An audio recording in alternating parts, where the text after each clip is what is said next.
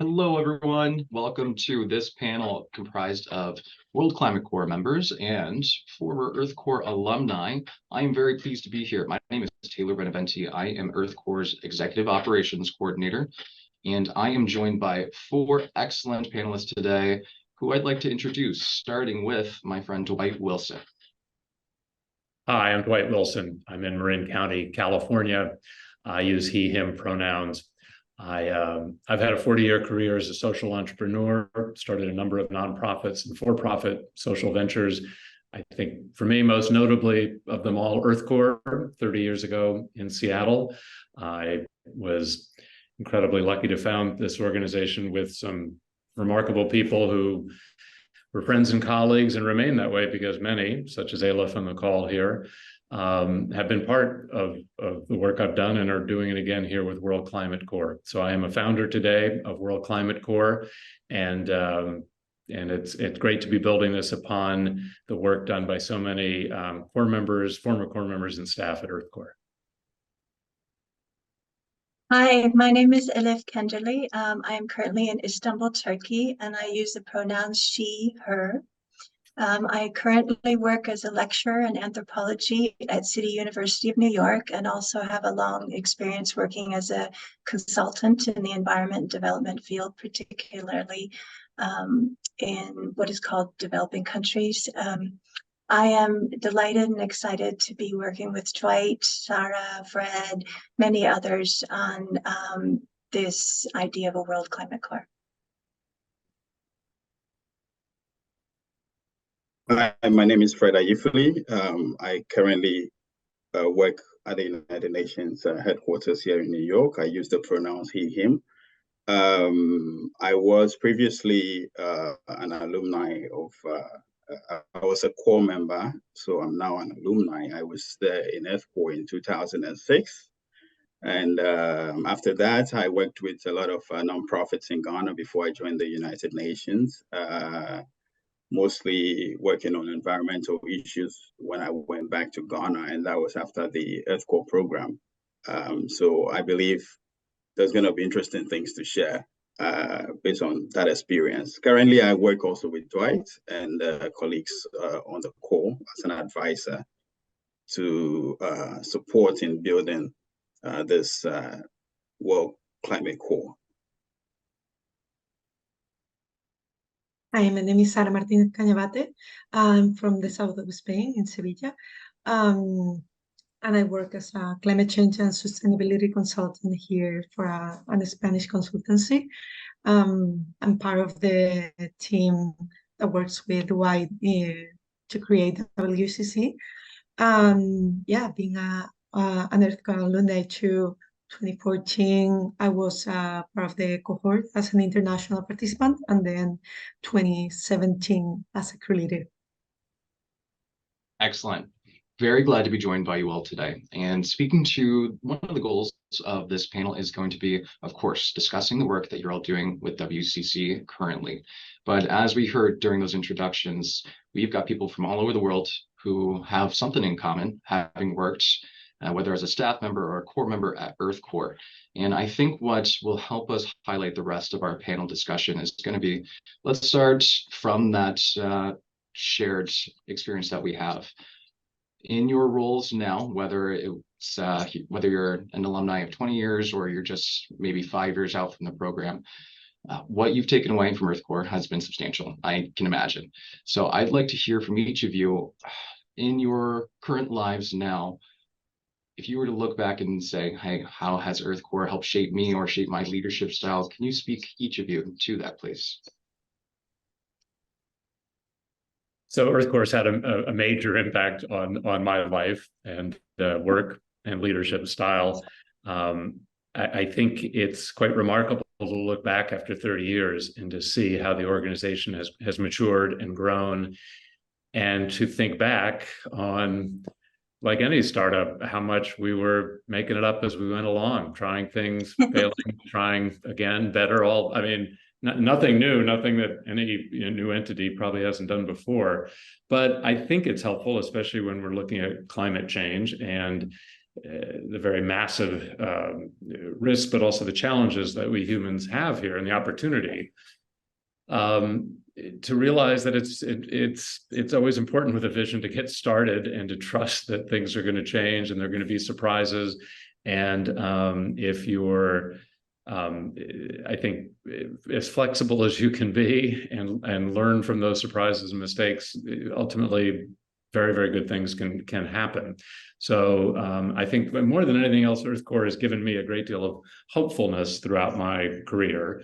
And it's always wonderful to go back to events, particularly when they're big anniversaries, and just see how just thriving and mature and impactful the organization is. So that's been a huge inspiration for me with many entities, and particularly today with World Climate Corps. I forgot to mention that I was actually on the original staff for the pilot program of what became EarthCorps. We were first called King County World Conservation Corps. And I believe my title was International and Community Relations Coordinator. This is a really interesting question, and I really appreciate getting the chance to think about it.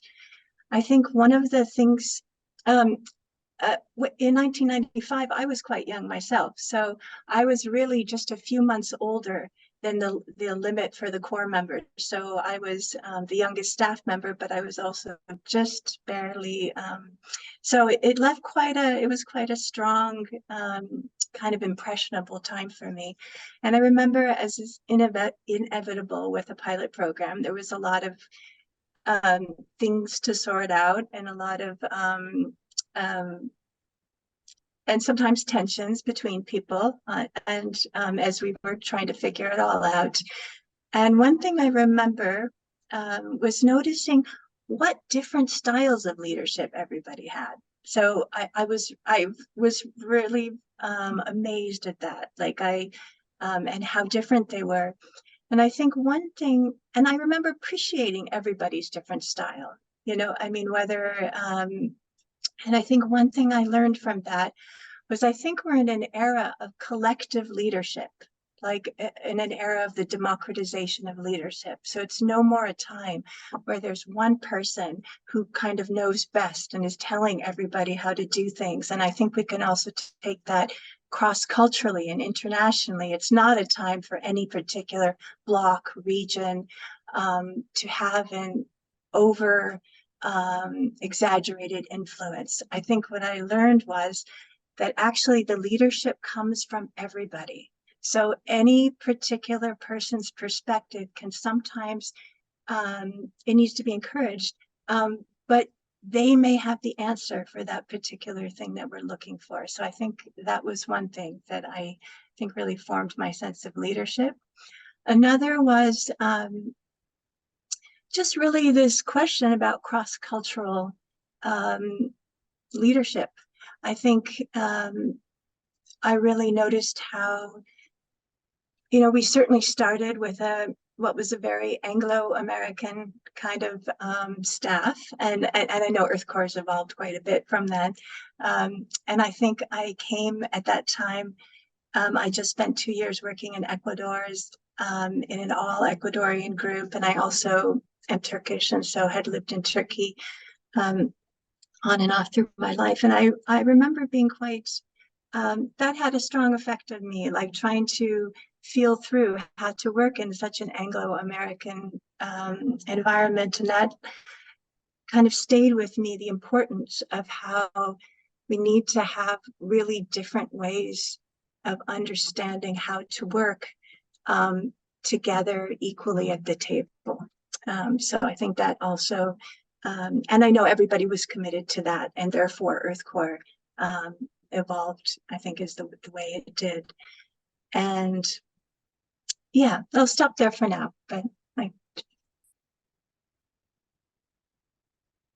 Yeah, thank you, Taylor. I think it's a very important question what you're asking, and I was also relatively young. I am still young, but I at the time, 25-year-old getting an opportunity to come to America and work hands-on. I mean, for me, it was a very life transforming opportunity given to me in the sense that the global connection with a lot of other young people from different walks of life gave me something that has shaped my worldview because you meet diversity of different cultures in one space where you have a goal, you have a target, something you want to achieve on a daily basis as core members. That for me was a powerful way of channeling my energy at the time as a young man. And it helped shape my desire and interest in the environment also. It further fueled that because here we were with a lot of energy as young people, and we have a task. We need to get stuff done. And for me, that powerful collaboration within the teams taught me or gave me values that today I still see reflected or are transferable skills in other areas in my world of work that I currently engage in. And I also believe that there was a lot that happened in terms of my emotional maturity, because you know there was a lot of emotional intelligence that I got it by just connecting with all different peers from across the globe. So those or that time with EarthCorps left with me certain values and perspectives on life and characteristics that I believe are helping me currently as a young adult or as a young man in my professional career. So it was a very life transforming moment connecting with EarthCorps at the time that I did. I'll stop there for now. Hi, it's been lovely to hear everyone. Yeah, for me, it was also a very transformative experience. I think that I was the first person from Spain to go. There hasn't been many European people, so over there, and so I had no idea what I was getting into because I didn't have any reference when I arrived. So I think that for me it was really nice, and you know, having the opportunity because of maybe deconstructing the idea of leadership that I had. Maybe I had a more immature or young idea of like you only become a leader when you get to a certain position or a certain amount of, you know, responsibility of, or it comes with a title. And be, you know, not only seeing but experiencing myself. How can you, you know, work on your leadership skills while pulling Ivy and being completely, you know, so mad with a smile on your face. I don't know. Yeah, that was a very, very transformative experience for me. Also, it also broke the idea that leaders are individuals. I mean, they are individuals, but it's not that you only can work on your leadership skills as an individual, that it also, you're part of a community. And that, I think that was one of the greatest things that I took from EarthCorps, like that sense of community where even today, when I'm asking myself some existential questions that comes with my work or, you know, the values of the work that we do, it's like, if I were talking to X or Y, that usually are people from my time at EarthCorps, what will they be telling me? What the suggestions will be, or the feedback? So that talks a lot about the, you know, the greatness in the people over there, and the great hearts that pass through all the cohorts. It also, I also learned that, you know, leadership is not only modeling the way, but it can be encouraging the heart, challenge the process, and many other things that I had no idea they were part of like leadership too. And I use them as a key in my daily basis. Wonderful. Thank you all very much for answering that and sharing your own individual perspectives. Common theme Taylor, here. Yeah. Oh, I just want to add one more thing that I thought Please. of when Sara was talking about is even in the chaos of all some of the difficulties we had in the pilot program, one thing that stands with me is how both the staff and the Corps members all together, we just really hung in there together. So like no matter all the difficulties and tensions and struggles, we hung in there together and we really came through. And I feel like there's an element of that is very important to leadership too. So thank you.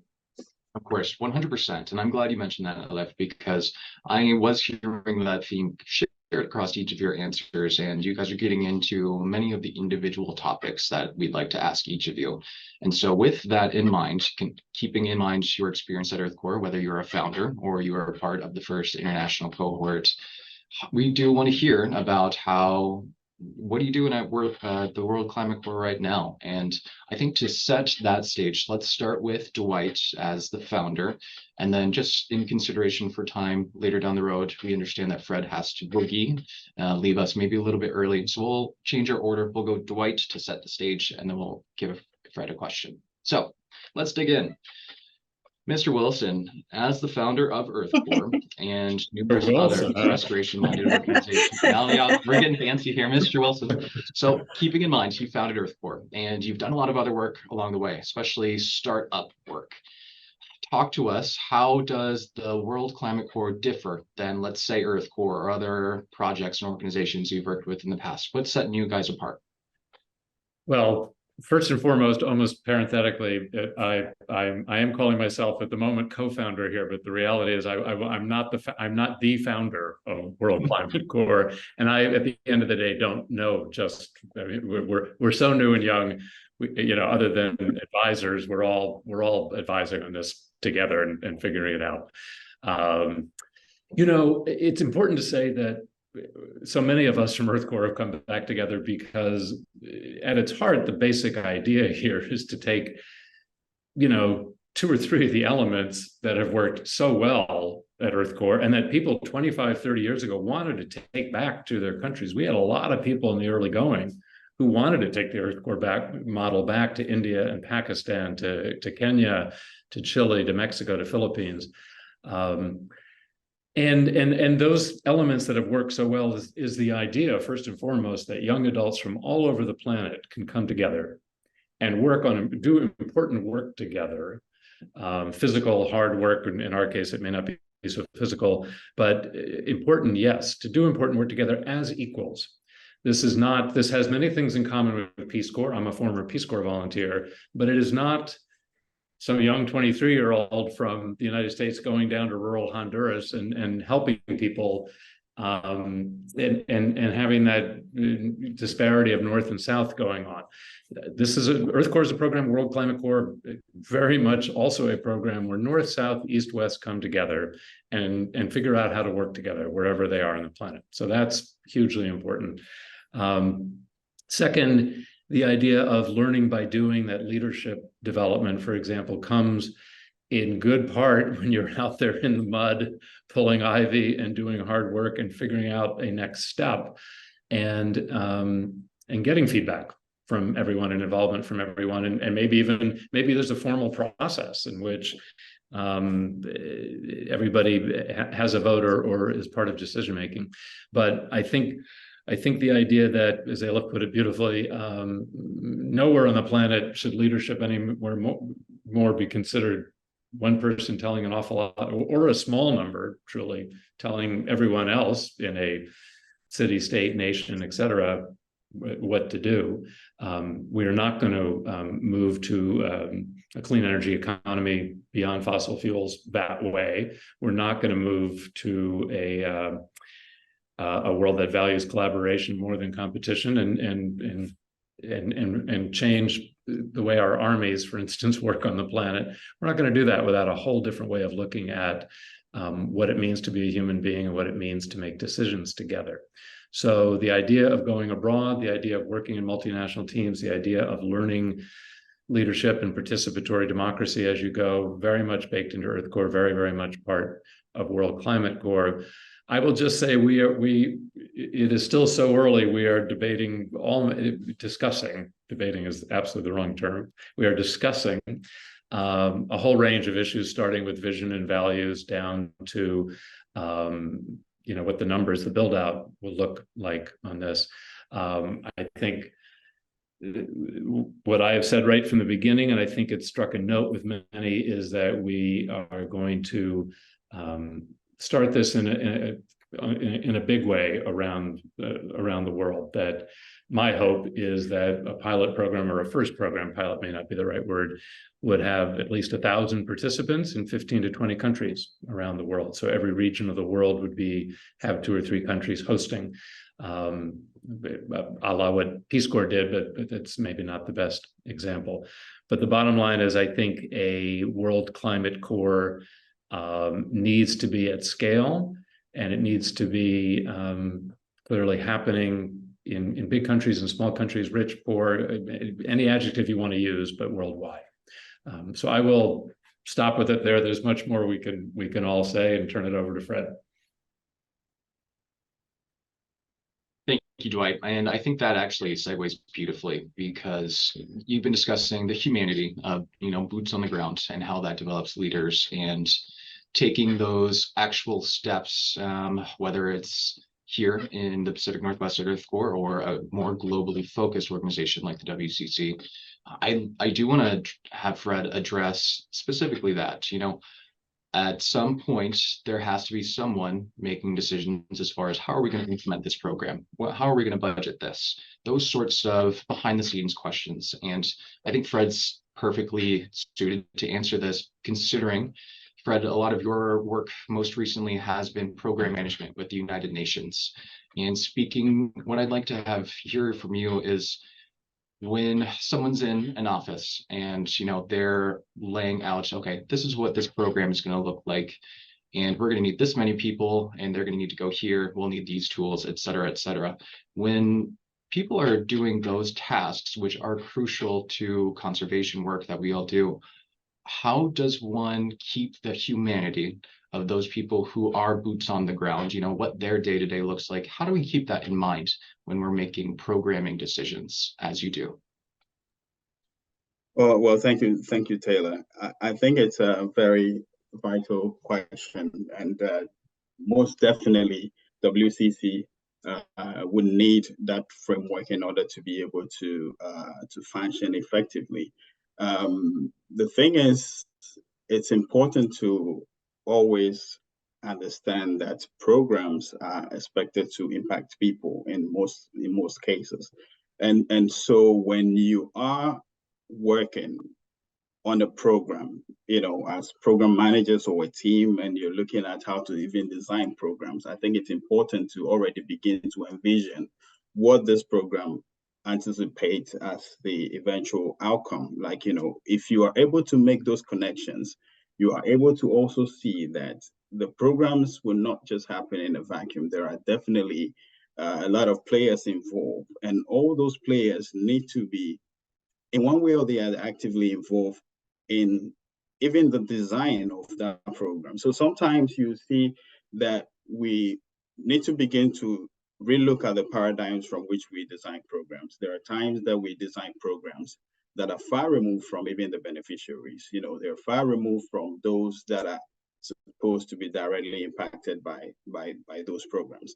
And so I believe that we need to begin to look at models that are more people-centric, that are more driven by not just top-down approaches, but also, bottom-up, in which case the voices of all those different participants are taken actively into consideration. In terms of World Climate Corps, and for instance, what I do as an advisor, and I just want to speak to that a little bit to tie into what Dwight was saying. I see that we, for instance, have now been able to build a certain critical mass of people who believe in the vision and want to support World Climate Corps. But I want us to begin to look at it not just in terms of people coming together, but we should also begin to look at the critical mass of actions. Like, what are those people going to do in their own little ways to help the vision of World Climate Corps be achieved? I believe we all are, in one way or the other, an extension of the vision that World Climate Corps seeks to bring out there. So whether as program designers or as alumni, in whatever role that we found ourselves, especially for us as advisors, I think one of the main things that I want to just say is that it's important to connect that critical mass of people that we have now to a certain critical mass of actions. They need to begin to take certain actions in one way or the other to make sure that there is a balance or there is a connection between the people and the actions, and ultimately all of that will help us push the agenda of World Climate Corps forward. So I look at this from the aspect of program design, but also from the aspect of leadership. As advisors, what do we need to do? We need to encourage all the advisors to begin to take certain actions that ultimately would help us push the vision of World Climate Corps forward. So I think I will leave it at that, but I think we're still at the initial stages. So there's a lot going on in terms of our thinking about how we want to drive this forward. But I want us to ensure that there is a match between the mass of people and the mass of actions that we are taking. Thank you. Thank you. And just Fred, with consideration for your time, I think I want to draw you out in further response. So you in your response and in what Dwight had mentioned earlier, thinking bigger picture. There's so much for us to do in the conservation world, so much to do, so little time. And another theme that we're discussing here at EarthCorps at the Global Learning Summit is addressing that anxiety for, there really is just so much for us to do. As far as programming and the implementation of programs such as EarthCorps and WCC, I'm curious to hear your thoughts as to when we need to move past from that big picture, oh man, all of this that we need to do, at some point we have to take an actionable step somewhere. We have to put our boots on the ground somewhere, make that first move. How do you suggest, or in your former experiences, how is it informed making that first step for organizations, whether they have a ton of resources or they're very small and their impact can only be so much? What would you recommend for people like us? How do they decide that first step? Where do you typically make your first small improvement, or however you think?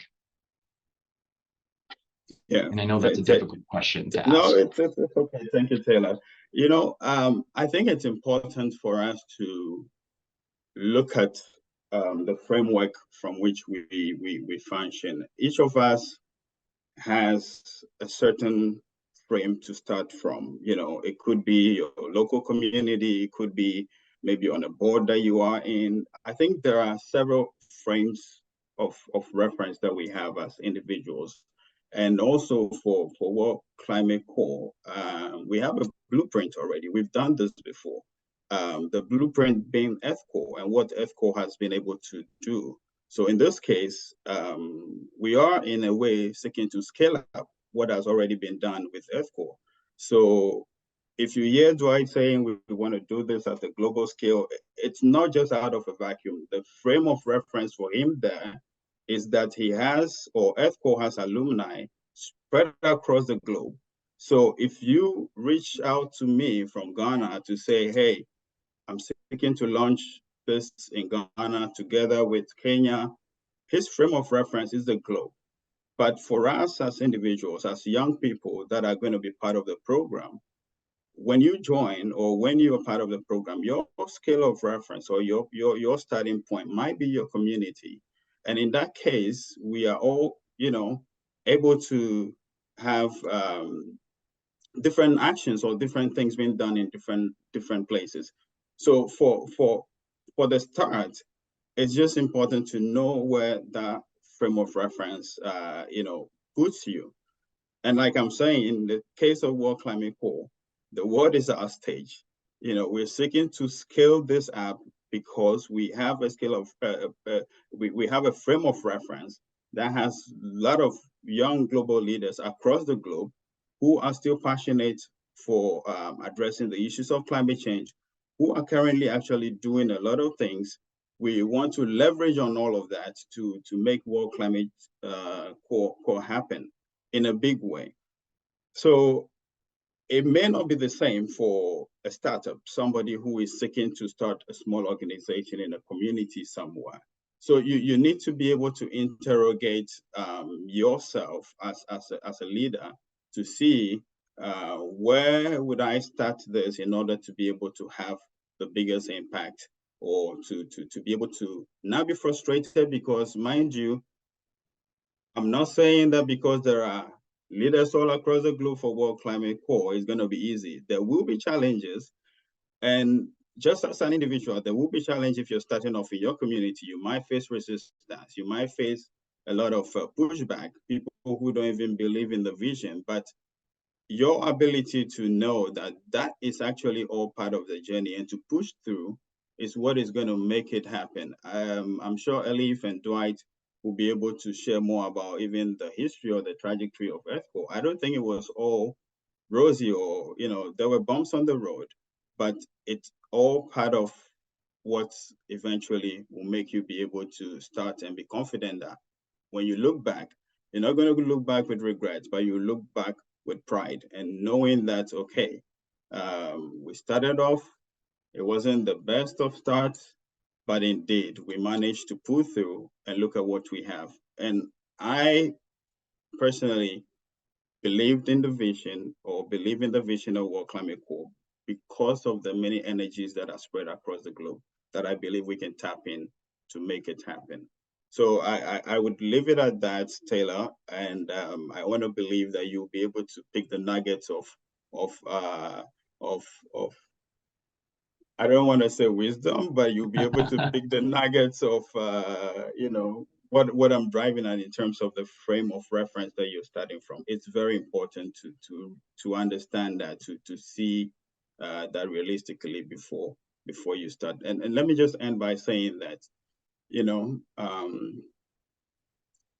it can always be daunting when you want to start anything.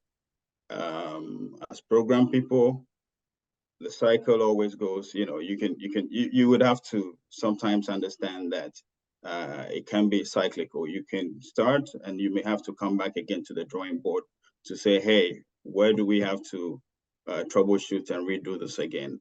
But if you begin to appreciate that it's all part of the journey, it makes you accept that a little bit more and not be frustrated and be able to make good progress.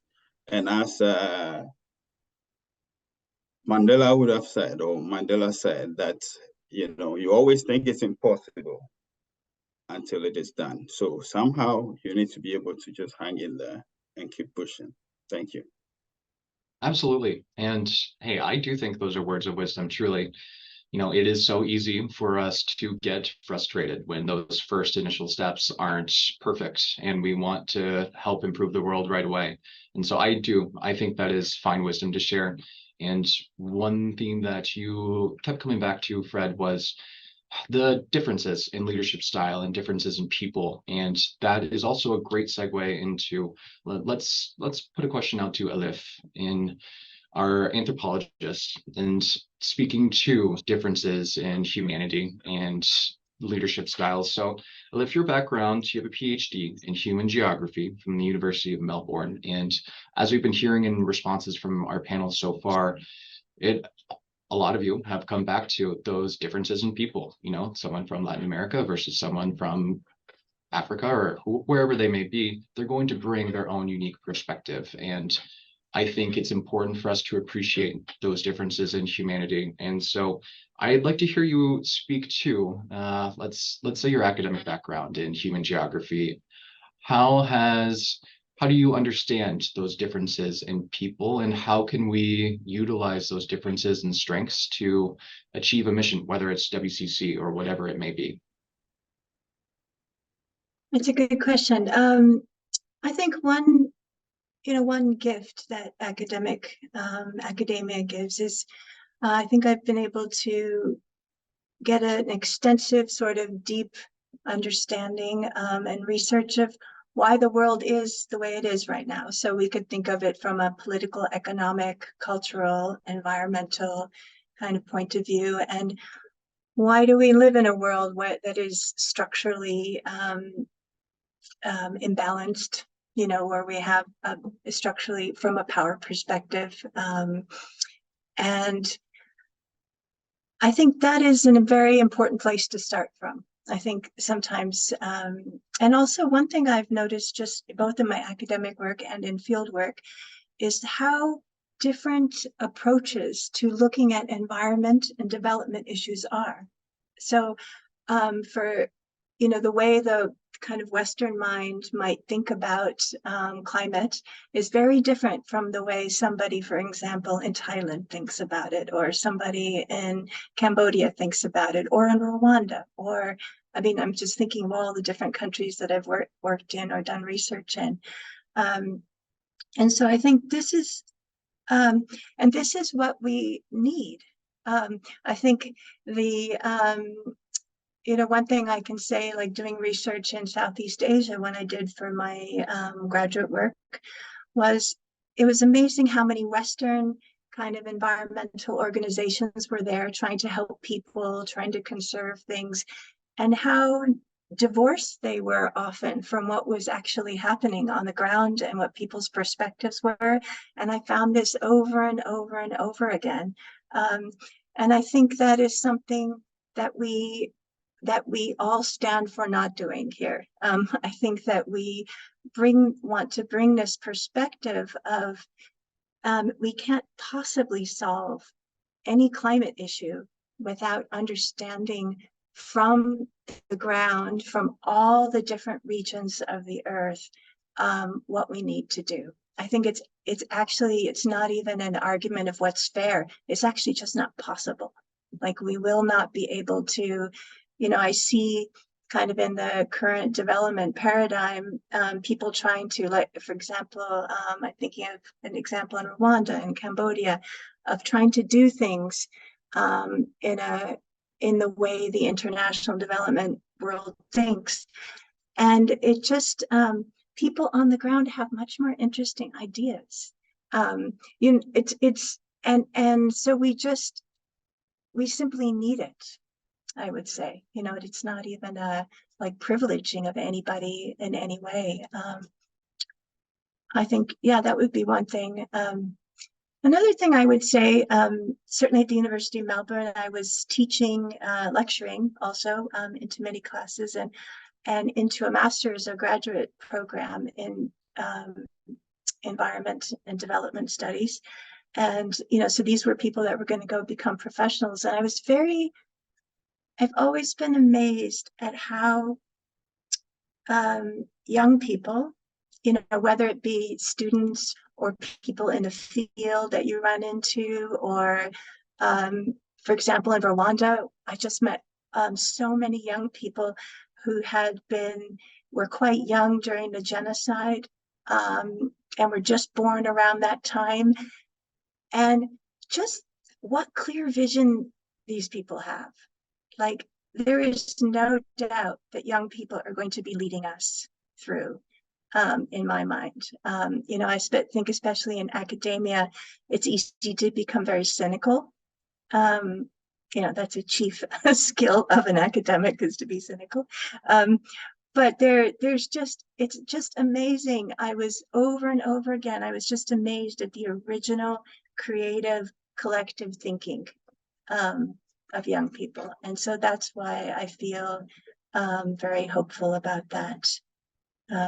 So those would be a couple of thoughts on that topic. Excellent. And I do think that answers our question there. And it also, again, circled back to themes that Fred discussed. And as a brief aside, just in consideration for Fred, we may lose him in a couple minutes just due to a separate obligation. So Fred, thank you very much for joining us. And I think a lot of your answers are going to continue to inform the rest of our discussion. And so digging back into, Elif, what you just said, I think you're totally right. I mean, considering the humanity of the boots on the ground. Sorry, if I may just, sorry, please. Taylor, sorry to butt in, because I'll drop off in a minute, but I just wanted to add one last thing, and it's sort of also in line with what Elif said about, you know, the young people and what she's seen as the original, you know, creative minds, and how that is really going to be the driver of the change that we anticipate. I share solidly and strongly in that same idea. And I just want to say that, there are many things that the future, for instance, of climate action, it's in, with the many things that young people can do across the globe. And just for us to harness that, or to know that the future of climate action is in the hands of young people, I believe is a very powerful thought or force to have and to work with. So the future is not fixed. It can be changed. It can be, so I see today and with what we are doing as a powerful moment to generate the sort of momentum that we need to be able to build organizations like World Climate Corps, which is aimed at young people over the coming year. It's a choice. There are many things that we can choose to align with.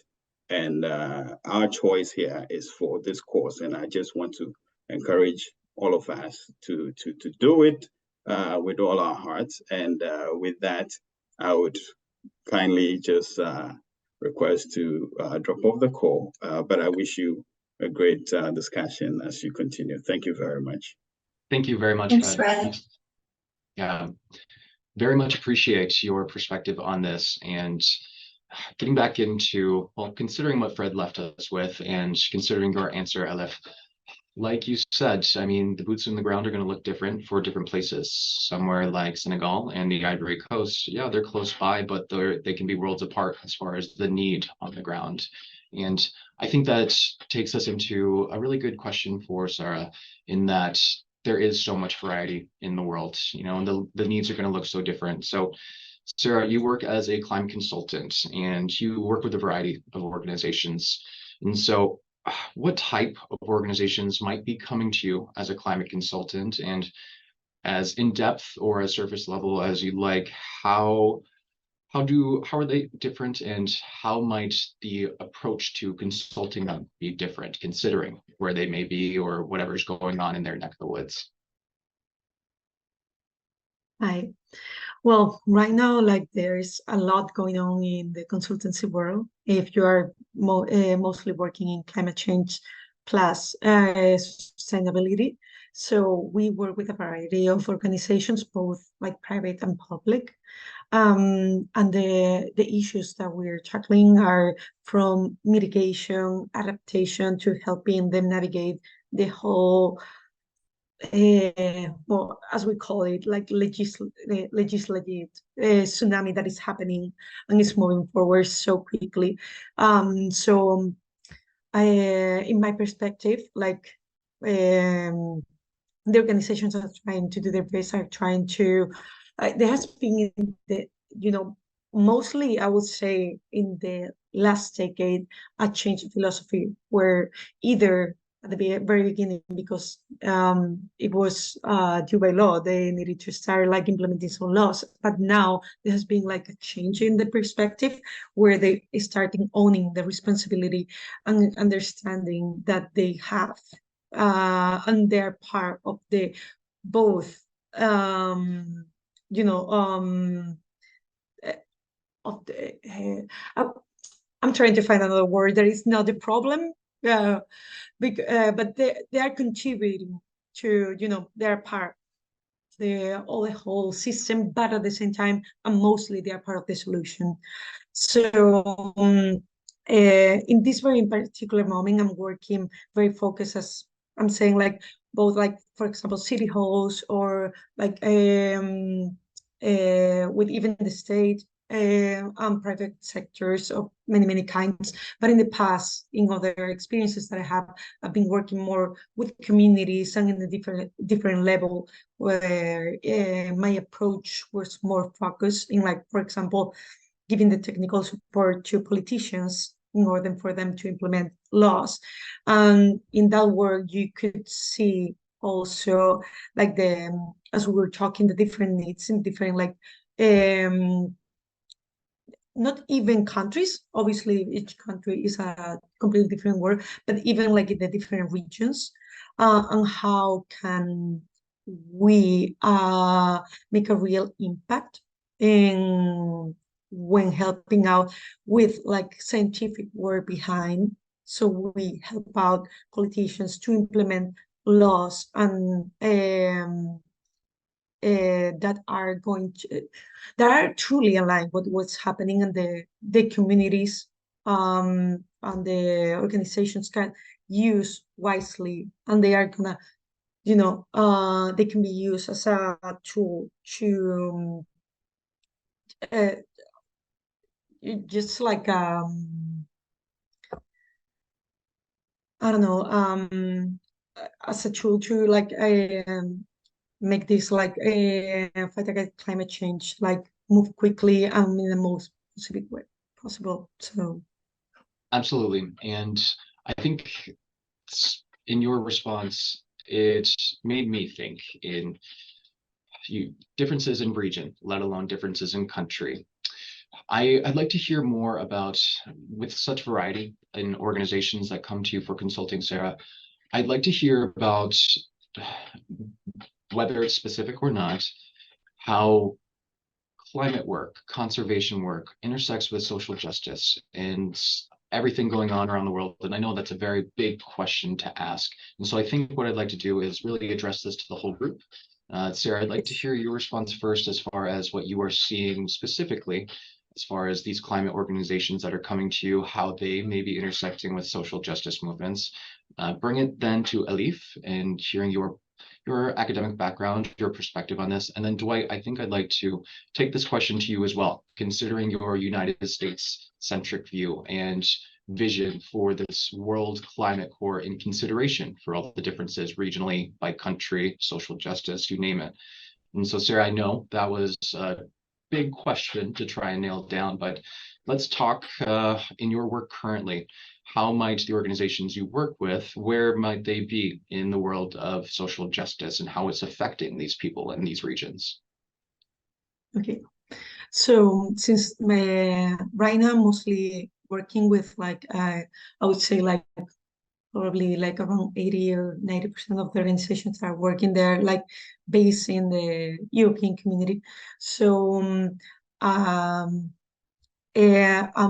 providing more of a technical consultancy right now, but in my experience and with in past positions that I have as a consultant too, for me there's no talking about like social justice without talking about climate change.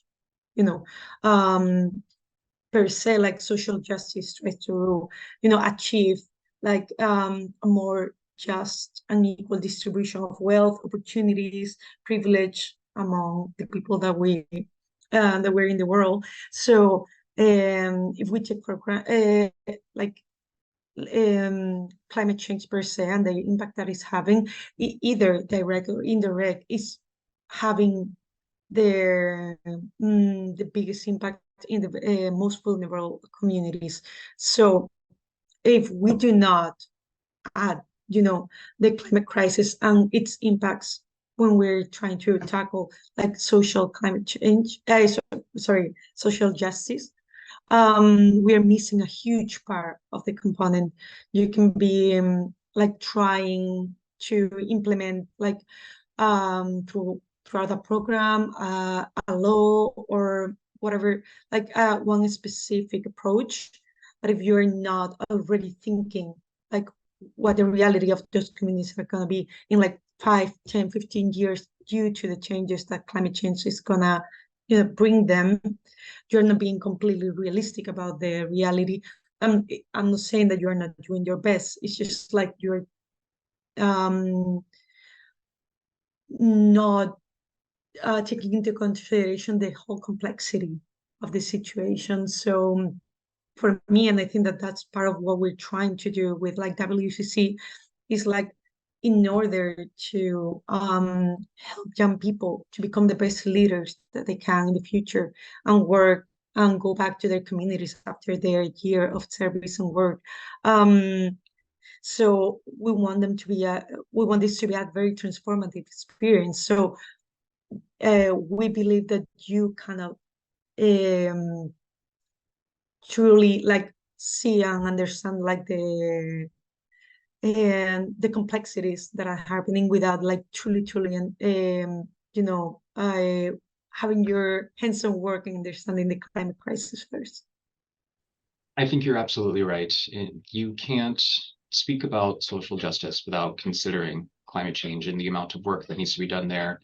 And I appreciate that perspective, absolutely. And so, Elif, I'd like to open this to you next in talking about, again, talking about the differences in the types of people that WCC might interact with as fellows or whomever it may be, and considering the different problems or small fires that people around the world are changing and how those can look different. It cannot be said enough how important it is for intercultural dialogue exchange. You know, somebody from the US, let's say they're local to the Pacific Northwest here in Seattle, it is important for them to discuss what's going on in their hometown with somebody who's from Iran or wherever they may be. And so, Elif, what I'd like to hear from you is speaking to intercultural exchange in regards to climate work and social justice. In your prior experiences so far, I'd like to hear more about how people have come together, how they've used those differences to improve their own leadership styles, or whatever you feel you saw most. Okay. Well, a couple of thoughts. I mean, first of all, I think we all know that the poorest countries in the world are at the greatest risk climate-wise. And also more than 70% of the youth in the world today live in those countries. So this is climate is really a particularly youth-focused issue. You know, and that keeps getting missed sometimes in a lot of the discussions that are happening at, you know, international policy levels. So this is really, that's, I think, why it is such an important issue to young people. And I think another thing I think is important is I think one thing about the World Climate Corps that we have been thinking a lot about is certainly from a political perspective, there is no intention of having a kind of top-down, top-heavy sort of, you know, institution based in a country like the United States or even Europe that's kind of then dictating, you know, like how people should be running. They should be running an exact template of EarthCorps everywhere around the world. I think we, precisely for these intercultural social justice reasons, have thought of a much looser, you know, kind of networked situation. And I think that is one of the important reasons. I think often, certainly as an academic, we talk about, you know, universal versus particular, you know, and I think one thing we want to develop is a universal set of values and principles of the World Climate Corps with broad consensus of everybody involved, and then hold that, but know that at the particular, you know, at the local site, it's all going to look different. You know, as long as people are holding to the same principles and values, it will inevitably, and it needs to look different all over the world. So there is no thought here of having some kind of template that's just going to be, you know, because we know that won't work anyway. But, you know, so I think that's an important element that we certainly are thinking about from a more political, cultural perspective. And yeah, I think another thing that I'm very excited about with the idea of World Climate Corps is when you think about, you know, we've had a lot of people like Sara and Fred were talking about some of their experiences as Corps members at EarthCorps. I think what is exciting to me is to think about how, you know, if people, an international team is working in a local place. So let's say they are working in Egypt, for example. I'm just, you know, like, and they will be, you know, they will be working in all regions of the world. And so one thing that's going to be quite wonderful is how individuals come and share and work together interculturally So how it's going to feed the individual there, how it's going to then feed their team and the communities that they're then, that they're working in. And at the same time, so I think each individual will be fed by the intercultural experience, but they too will be feeding their own experience and way of doing it back into the local, into the community. And I'm very excited about seeing feeding all of that back into the broader networks. So I think one thing we've talked about also is having kind of an open source way of speaking about all these cutting edge ideas, really providing a space. Like, what are we finding? What are people saying? What are their experiences? Because both it's like a transformation, both on the personal level, on the community level, and then globally, and how, so yeah, those are. Absolutely. And I know I tossed you a tough question to respond to, but I think you nailed it. And really, each of our panelists today have really shared excellent insight into what an undertaking like this looks like. And so to wrap us up today, I'm going to give Dwight, Mr. Wilson, the difficult task of considering, Dwight, everything that we talked about so far. And even if you do hit subjects that we have already talked about, I'd like you to close us out by considering everything we have to do, all the work that needs to be done, WCC with EarthCorps as a model for, or EarthCorps informing what you plan to do with all of these advisors. I'd like you to close us out by addressing really what are next steps for you guys? What's coming up? How are this inaugural class of fellows going to be stepping into the world? And then I think we can close from there. Okay. Maybe this is building upon something someone said earlier, but just before starting EarthCorps, I actually was extremely fortunate at the beginning of my career when I was in my 20s. I mean, I was in the Peace Corps from 23 to 25. I came back, I moved to Seattle, joined a group of former Peace Corps volunteers doing this crazy thing called US-Soviet citizen diplomacy, people-to-people diplomacy, because our governments weren't talking to each other. And we said, well, what happened if ordinary people maybe did this? This was a really different age when the fax machine came along. We thought we died and gone to heaven because now it was a whole lot easier to communicate with the Soviets.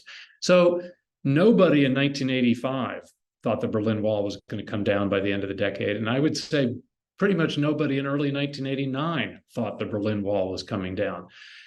So when it did, and that organization wrapped up because, well, our work is done. This is what we wanted. We don't need to stick around. But I was incredibly spoiled at age 31, I guess, to say, wow, we could be. I was part of this group, a small group, one of many, many that had this big goal in mind. And my God, it happened, or some part of what we wanted happened. I mean, none of us thought this was, the end of all conflict and difficulties and many other things. But when it comes to climate, and there can be so much hopelessness, I think at the end of the day, there is so much that any individual can do, and any family and neighborhood can do that is very, very important. And at the same time, we're all going to have to get to a place that all 8 billion of us basically figure out how we're going to do this together. What that looks like, what that means, I have no idea. That's way above my pay grade. But I know we're not there yet, and we have a ways to go, and it's got to happen fast. So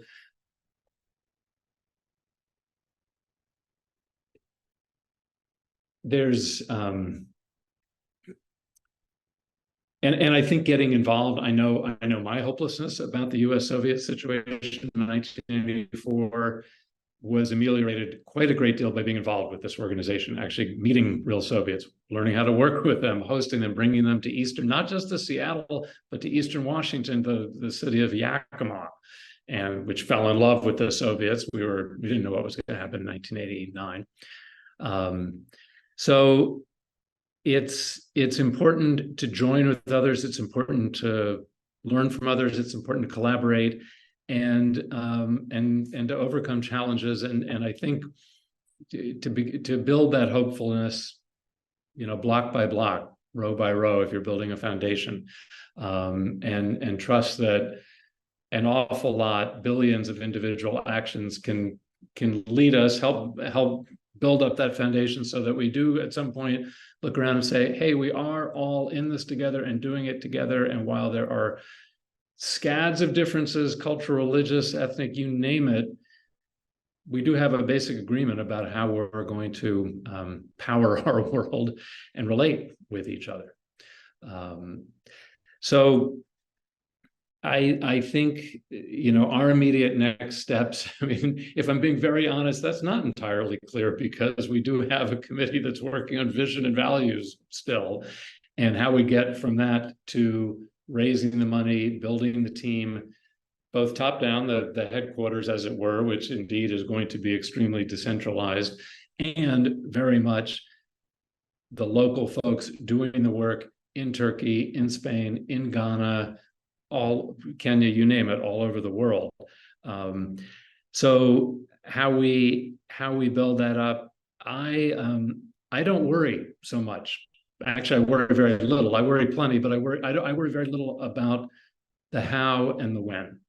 I really stay focused on the what.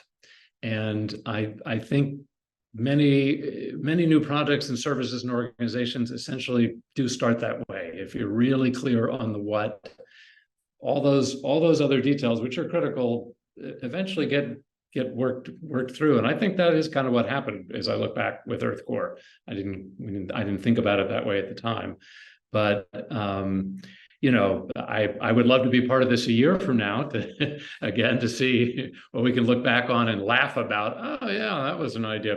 Didn't work. Or, whoa, look what we have now. So I hope this is an annual event. I hope we can be part of it, again, a year from today. Absolutely. I'm looking forward to that annual update, hearing about all the many successes you've had. And so as we come to a close, I do want to thank each of you. I think your individual perspectives were great, especially in giving an idea to the world of what the World Climate Corps is and will become, and the current challenges we're all facing. And so I very much appreciate all of your expertise. For our viewers out there, if this discussion has raised your interest at all, the best way to learn more and to get involved with the World Climate Corps, visit their website, worldclimatecorps.org, find them on LinkedIn. I know that each of these panelists would be happy to connect, share more about the organization. And so thank you to each of you. This is a fantastic part of the Global Leadership Summit overall, hearing about how EarthCorps alumni are doing fantastic things. And so I am really glad that we were able to put this on today, and looking forward to next year's panel. Thank you, guys. Thanks, Thank Taylor. you, Taylor. Lovely to meet you. You as well.